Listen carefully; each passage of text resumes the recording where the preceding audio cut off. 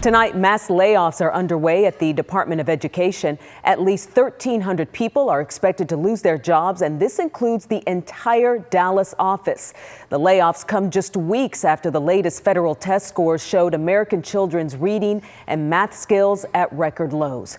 Brittany Moncrief has been working this story all day, joins us live from Uptown tonight. Brittany, what are people saying?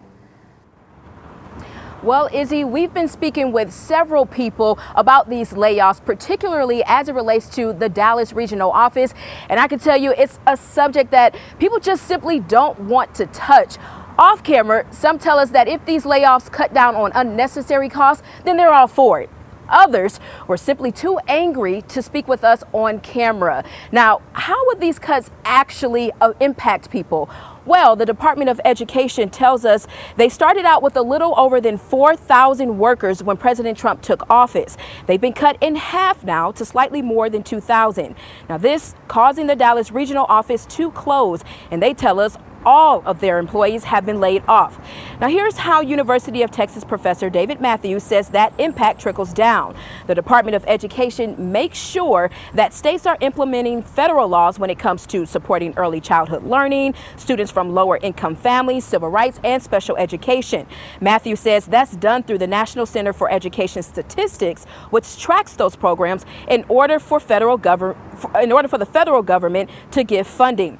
Well, that center is gone now too, which Matthews says will deny some students equal access moving forward. The real losers in this situation are going to be the children who have been historically marginalized, who have the greatest needs. And that just should show you that this is either an incompetent move or a move that is anti-civil rights. And Paul Quinn College sharing this statement with WFAA, stating, "We worked with the Dallas office of the Department of Education for years, and we found them to be consummate professionals who worked hard, were passionate about their jobs, and were at all times fair individuals who held institutions accountable. They will be missed." Now, Education Secretary Linda McMahon says these cuts are needed and that this is just the first step. What we did today was to take the first step of eliminating what I think is bureaucratic bloat. We kept all of the right people, the good people, to make sure that the outward-facing programs, the grants, the appropriations that come from Congress, all of that are being met, and none of that's going to fall through the cracks. And we also reached out to several labor unions who have not gotten back to us yet.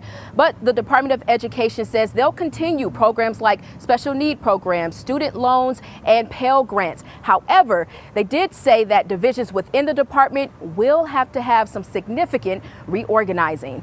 In Uptown, I'm Brittany Moncrief.